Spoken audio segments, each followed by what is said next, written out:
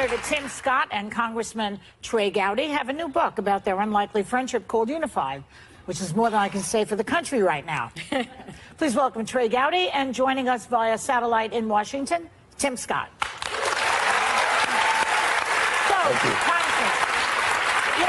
The FBI raided the home and the office of Trump's personal lawyer, Michael Cohen, as you know, right?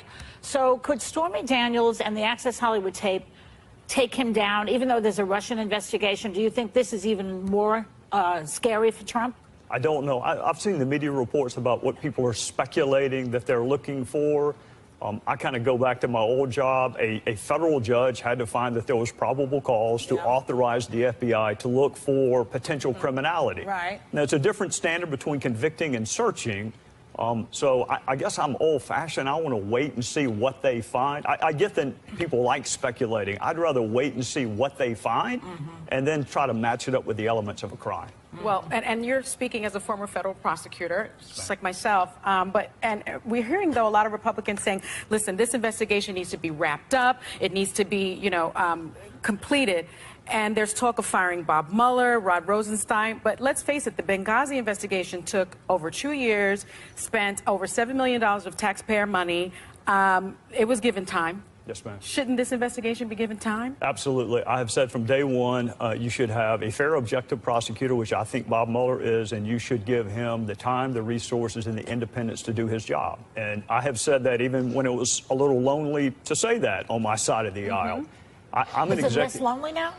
You know what? I don't know what he's finding. And just like with Michael Horowitz and the Inspector General, I don't know what witnesses are telling him. And I'm not supposed to know. Right, I just have to trust their professional objectivity, that if they're finding evidence and they're finding witnesses, look, we all want things to be done quickly, particularly if you may be the target or the suspect in an investigation. You want speed. But I just don't think Horowitz or Mueller are on a political calendar. I think they're following the evidence. Okay. Well, Senator Scott, welcome. Thank you very much. I hope everybody's doing fantastic out there. Y'all look good on TV. Oh, thank you. Well, Senator, a group of bipartisan senators introduced legislation to protect Bob Mueller's job. Do you think it'll pass? It'll definitely pass without any question. I hope that it's not necessary, but the truth of the matter is it is in the public's best interest for us to not only continue the investigation, but allow it to lead where it goes and then to finish the investigation. That's how we restore confidence for the American people in the government, is to make sure that investigations that provide information and bring things to light actually finishes. Doesn't the president have to sign off on a bill like that? Yes, ma'am. Do you think he will? Well, there is a 2/3 majority at least in both bodies, perhaps a 3/4 majority, who want this investigation to be completed. So I believe that we'll finish the investigation.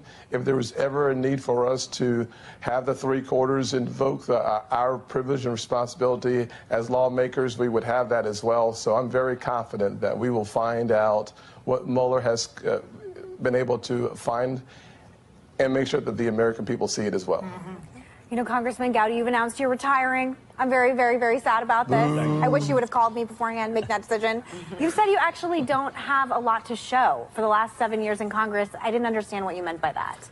Well, I'm going to have a troubled marriage if I repeat that, because my wife told me not to ever say that again. Okay. I have great relationships on both sides of the aisle. I never would have met my co-author, Tim Scott, had it not been for the past 8 years. But I'm just more comfortable, and I think I was a little bit better in a courtroom than I have been in Congress. Relationships, for sure. Been part of some investigations that were well known. But I would look back on my time as a prosecutor and take more, I think I did more public service there than I've done the last 8 years. It sounds like in your book you thought that politics were much dirtier than you thought they would be. There is more civility in a death penalty trial than there is in politics. And I mean that, because there's a referee, there's a judge, and there are rules of evidence, and there's relevance. And unfortunately, sometimes in politics, the objective is simply to win. And as you know, as a former prosecutor, that is not the objective. The objective is to work for a blindfolded woman holding a set of scales. And that was a really good client, and I want to go back to having her as a client. You know, You're not the only person stepping down. Paul Ryan announced yesterday he was stepping down. I maybe cried a little bit in my dressing room. I'm so heartbroken by all these people I admire leaving. What do you think it means for the Republican Party? I think we're going through something of an identity crisis. You know, Paul was a free trader. Paul wrote, roadmaps to reform entitlement and things that our party's not talking about much right now.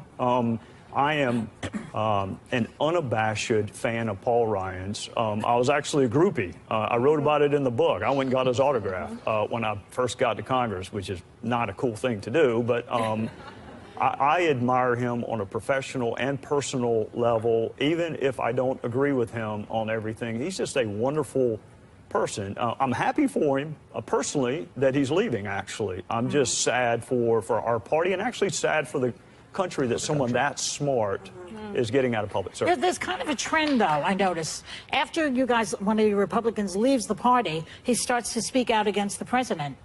Bob Corker, Jeff Flake. Do you think Paul Ryan will, or will he continue to support the president the way he has been? I think he's done a little bit of it. He did a little bit of it during the campaign and was criticized for it, particularly by some of the right-wing media outlets. They thought his speakership was in jeopardy. I don't think Paul will feel any more empowered now that he's leaving than he did when he was there.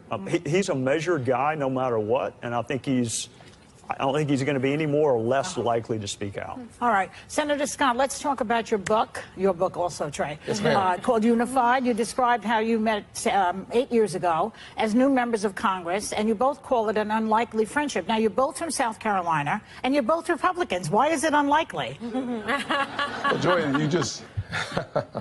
Well, perhaps there's more below the surface. The reality of it is that where we grew up as kids, we would not have been able to play together. We would not have been able to drink from the same water fountains, to go to the same restaurants, or stay at the same hotels. So in South Carolina, over the last 50 years, so much has changed to the point that when I ran for Congress, I literally had to beat Strom Thurmond's son and the namesake of our most popular governor, Carroll Campbell's son, as well.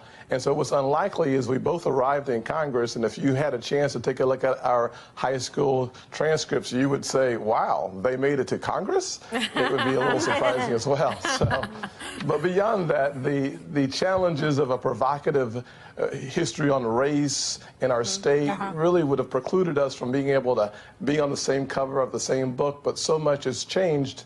I wanted to have a way to highlight that and talk about why it became so important to me in the aftermath of the Emmanuel church shooting in Charleston, when Dylan Roof walked into that church wanting to start a race war. And the first person that I turned to was Trey Gowdy, a white guy from the same state.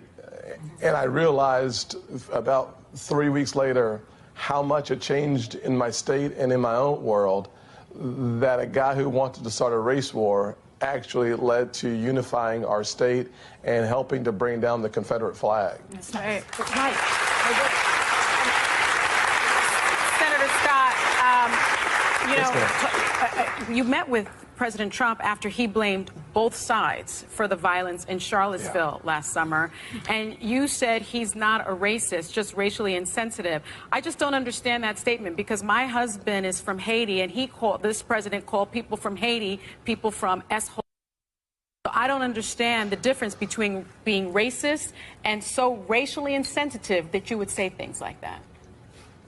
Well, Mia Love is also a descendant of Haitian parents and a child of Haitian parents, and had a very strong response to that, as well as she should have. My response to the comments of the president after Charlottesville, I found them to be divisive and indefensible, and I said so. The good news is the White House reached out to me to have a conversation about race, the history of race, and where we're going as a country. And the president and I did not find ourselves on the same side of that conversation, and we won't be in the future. That's one of the reasons why I said he was racially insensitive. However, when he asked me for solutions and remedies to move this nation forward, I went to the place where we could find common ground, which was a policy discussion around bringing more money into distressed communities, because as a kid who was raised by a powerful single mother living in a distressed community, we can debate the rhetoric, but I want real tangible results manifesting in communities of color and communities of poverty immediately. And we were able to partner on legislation that moved us forward. And it's a good story. It's a good story. People should read the book. Thanks to Senator Tim Scott and Representative Trey Gowdy. Members of our audience are going home with a copy of their book. Uniform. We'll be right back. We will not waver in our commitment to see that justice is done for this terrible act in Benghazi. And make no mistake, justice will be done. That was the President of the United States over a year ago. We're investigating exactly what happened. But my biggest priority now is bringing those folks to justice.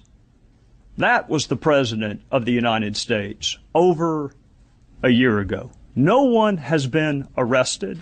No one has been prosecuted. No one has been brought to justice. We don't even have access to the witnesses.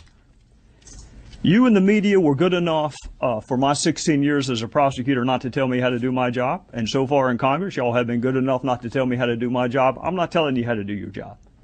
But I'm going to ask you some questions. And if you can't answer these questions, then I'll leave you to draw whatever conclusion you want to draw about whether or not the media has provided sufficient oversight. Can you tell me why Chris Stevens was in Benghazi the night that he was killed? Do you know? Does it bother you whether or not you know why Chris Stevens was in Benghazi? Do you know why we were the last flag flying in Benghazi after the British had left and the Red Cross had been bombed? Do you know why requests for additional security were denied? Do you know why an ambassador asking for more security days and weeks before he was murdered and those requests went unheeded? Do you know the answer to why those requests went unheeded? Do you know why no assets were deployed during the siege? And I've heard the explanation, which defies logic, frankly, that we couldn't have gotten there in time. But you know, they didn't know when it was going to end. So how can you possibly cite that as an excuse? Do you know whether the president called any of our allies and said, can you help? We have men under attack. Can you answer that? Do any of you know why Susan Rice was picked? The Secretary of State did not go. She says she doesn't like Sunday talk shows. That's the only media venue she does not like, if that's true. Why was Susan Rice on the 5 Sunday talk shows? Do you know the origin of this mythology that it was spawned as a spontaneous reaction to a video? Do you know where that started? Do you know how we got from no evidence of that to that being the official position of the administration? In conclusion, Congress is supposed to provide oversight. The voters are supposed to provide oversight. And you were supposed to provide oversight. That's why you have special liberties, and that's why you have special protections. I am not surprised that the President of the United States called this a phony scandal. I'm not surprised that Secretary Clinton asked, what difference does it make? I'm not even surprised that Jay Carney said Benghazi happened a long time ago. I'm just surprised at how many people bought it.